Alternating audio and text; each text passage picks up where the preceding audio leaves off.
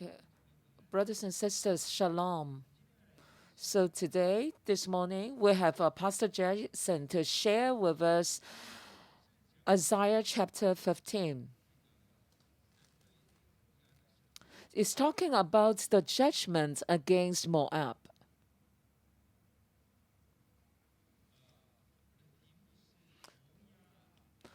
Moab. Moab. God will lament for you, but he will increase your suffering. This is the topic. Actually, this title comes from the overall meaning of this passage. Or maybe I can use another topic. That is, this is talking about the perspective, God's perspective over Moab. God really laments over Moab, but he will increase his suffering. So how should we look at the whole thing? So another topic. Don't ever don't ever take don't ever take God's grace for granted. Don't ever take God's grace for granted. Actually, Moab's actually is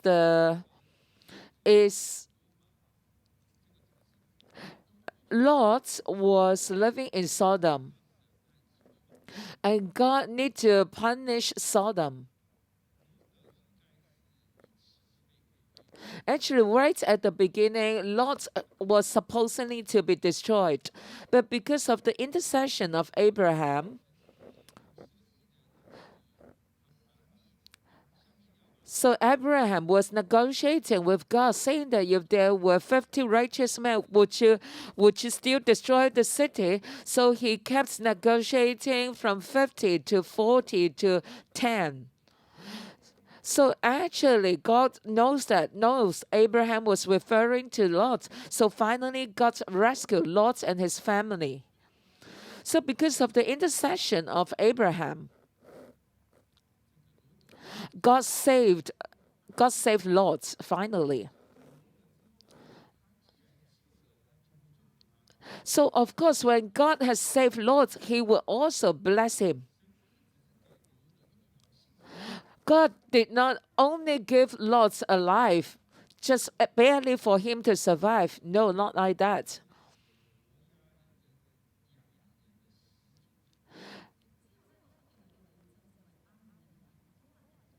And then the two daughters of Lot becomes the mother the nations of Moab.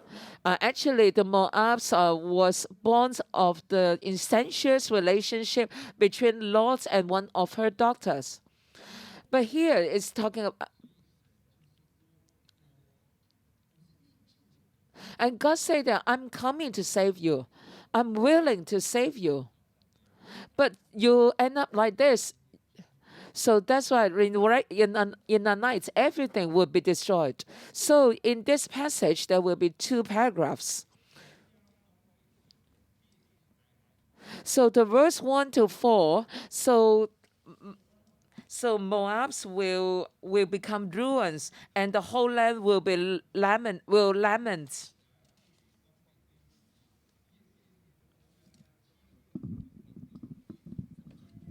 In verse 1, an oracle, Ar in Moab is ruined, destroyed in a night. A Ker in Moab is ruined and destroyed in a night. So the emphasis is in a night. So it's sudden. It happens suddenly.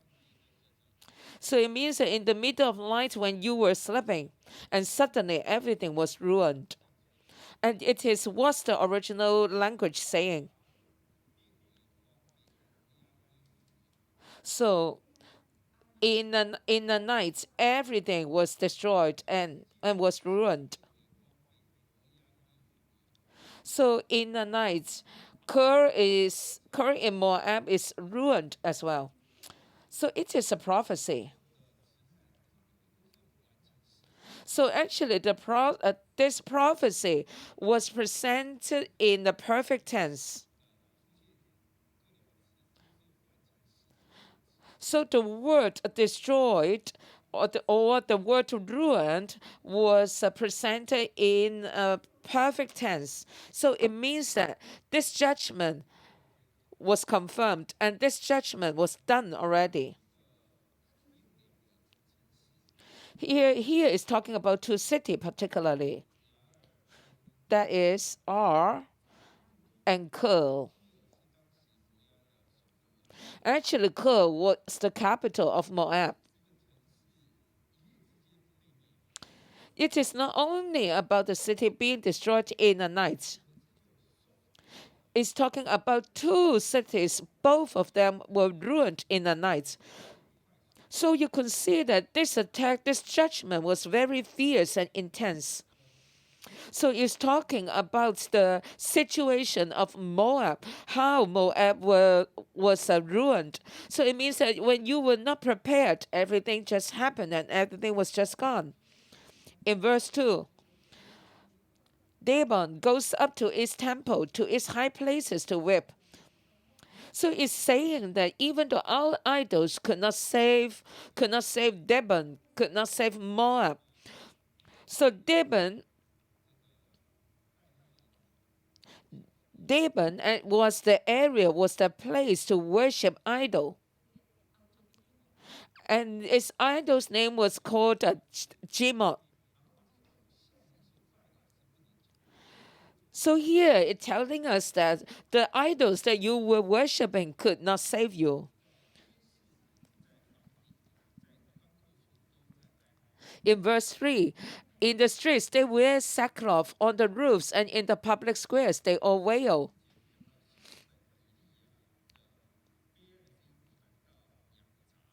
So in verse 4, Heshman and Elealeh cry out, and their voices are heard all the way to Jahaz. Actually, all these cities, Heshbon and Elealeh, were the farthest, were the cities at the northern parts of Moab. So it means that all the disasters, all the attacks were gone from the north parts to the rest of the cities. In verse 5, my heart cries out over Moab. So in my heart cries out over Moab. Fugitives.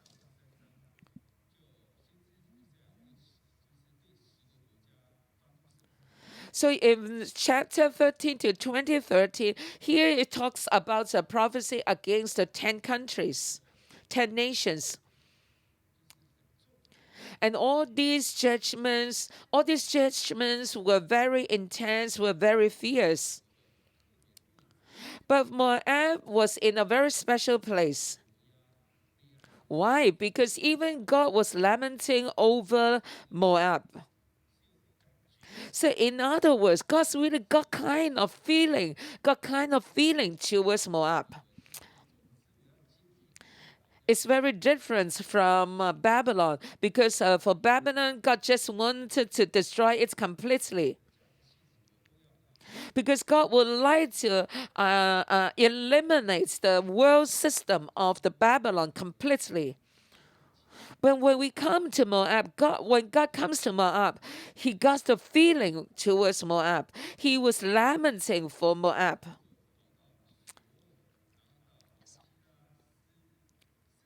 In verse 5,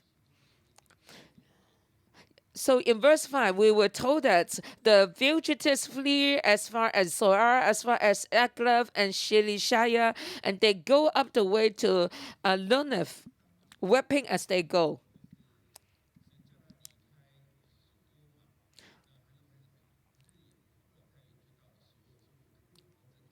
Actually, so when Lot was fleeing, Lot could not go very far away. Also, in the same way, he ran into Zoar. So he ran into Zoar. That was the place that he received the salvation, and it is in the southern parts of Moab. So because of the battle, they were destroyed.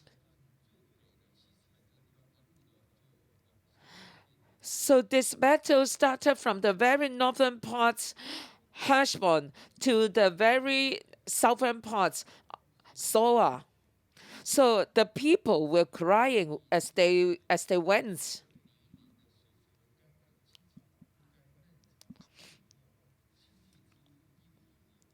And in verse 6, the waters of Nimrim are dried up, and the grass is withered, and the vegetation is gone, and nothing green is left.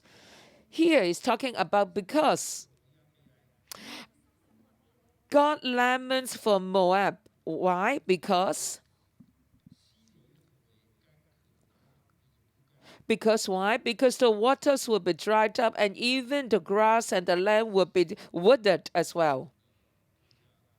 Actually, Moab was originally a very blessed nation. If you remember in the book of Ruth, when the people got suffer from the famine, all those people just flee to Moab as well.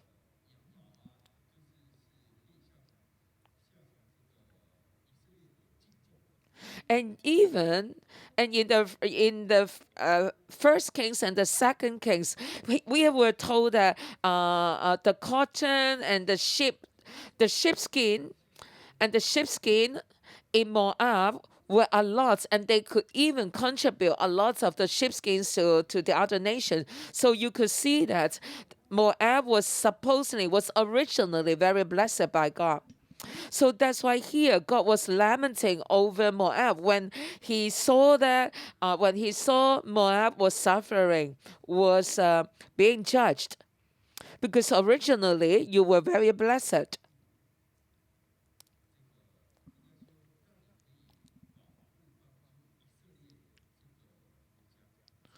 I even allowed you to protect Israel before.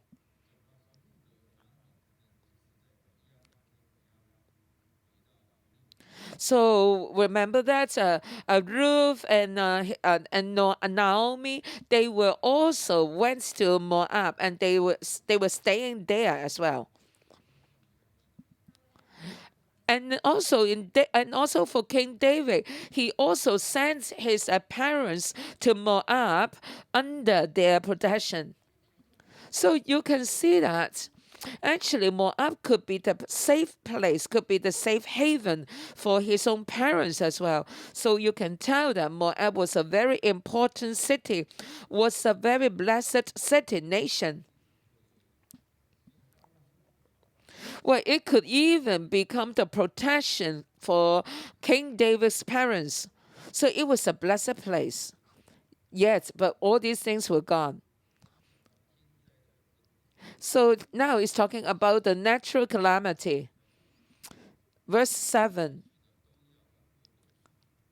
So the wealth they have acquired and stored up, they carried away over the ravine of Populus. So here, ravine of Populus is the river between the border between Edom and Moab. So there was warfare in Moab, and the whole land was parched, was withered, and everyone were running away, were fleeing into the land of Edom. And then in verse 8, their outcry echoes along the border of Moab. And then pay attention to verse 9. And in the previous verses, we were told that God was lamenting over Moab, right? Actually, God was judging Moab while at the same time he was lamenting over it as well. In verse 9, Demon's waters are full of blood, but I will bring still more upon Demon, a lion upon the fugitives of Moab, and upon those who remain in the land. The emotion was very mixed. I'm going to judge you. I need to judge you. But yet, while I was judging you, I have pity for you. But the judgment was not enough.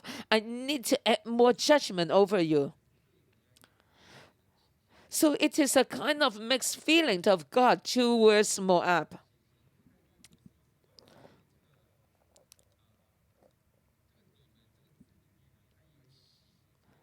Actually, the original meaning of the word demons means blood as well.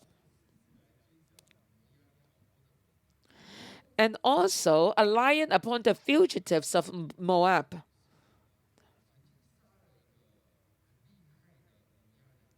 The three David mighty men once killed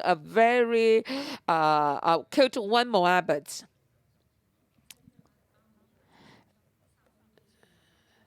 So this is mentioned in 1 Samuel chapter 23.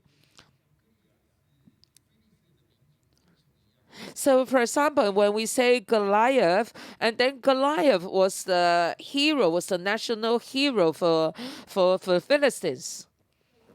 But for the Moabs, the hero was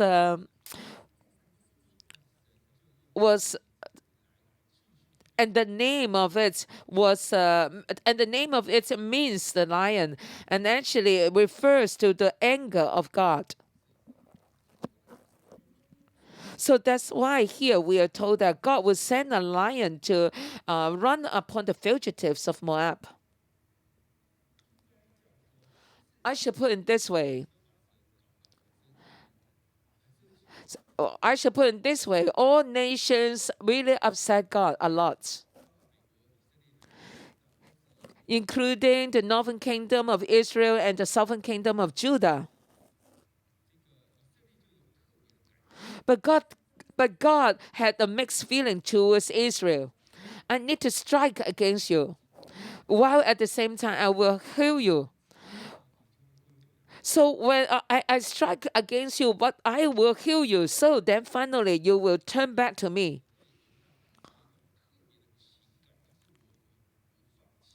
So that's why God's got a very special feeling towards the Israelite, and telling them that I will never give you up.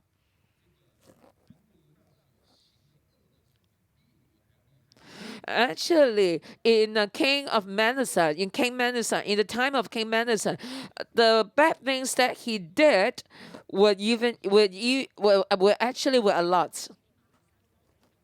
So no other kings were even worse than King Manasseh.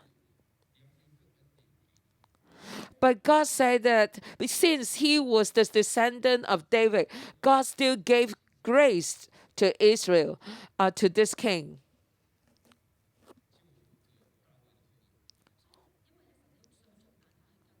Because why? Because God tried every possible way to save the descendants of King David.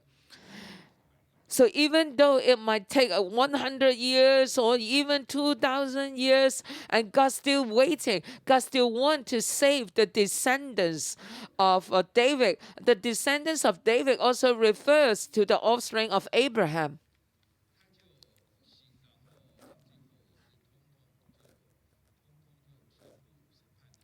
So in the other way, since all the nations were going against God, so that's why they were all gone in the night as well. And Moab was one of those nations. God was sad, while at the same time he was very angry. So even though he was very sad, he still inflicted judgment on Moab.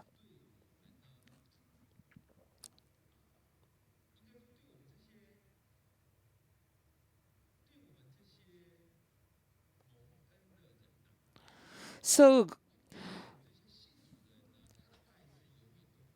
So God's love for us, for the people who believe Him, will never change. We got the free will not to follow Him. Of course, we can do the wicked things. But at the same time, God will try all the possible ways to save us from all these wicked ways. So God is willing to use a lot of time to save us, to rescue us, even though it might take a whole generation, because our God is the everlasting God. When He rescue us, He will rescue us till the very end. But Moab was in the middle, was caught in the middle. Why do we say that? Because he take God's grace for granted. He took God's grace for granted, and that's why God got this mixed feeling towards him. So Moab ran out of God's grace.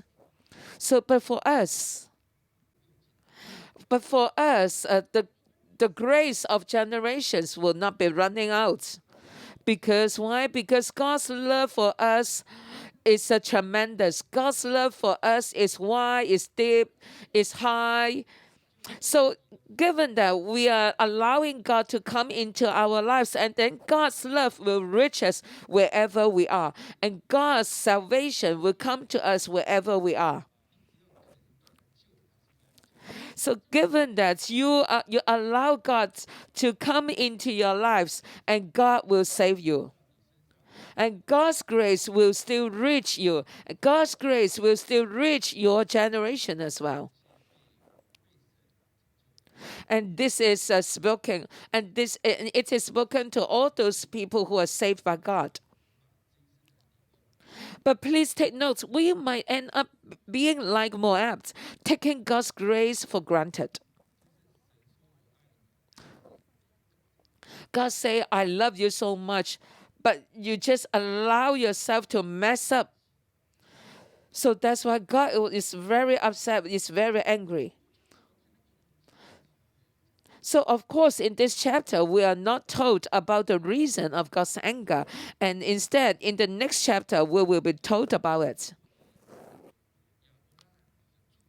So, being the descendants, being the offspring of Abraham, we could share we could share God's blessings. Because why? Whenever whoever puts faith in the law become the descendants and offsprings of Abraham. So we got these blessings from the Lord, and all these blessings were unshakable. But please take note that somehow we might end up in the situation Moab. Yeah, it's true that we are destined to be blessed, but because we take God's grace for granted, then we will be ending up in the situation of Moabs. So that's why we need to be very careful. We need to ask God to help us. We need to understand God's love. We need to understand God's love while we need to understand God's justice and God's righteousness. We need to show fear for the Lord till the very end. Let us really worship our God. Let us really arise and worship our God till the very end.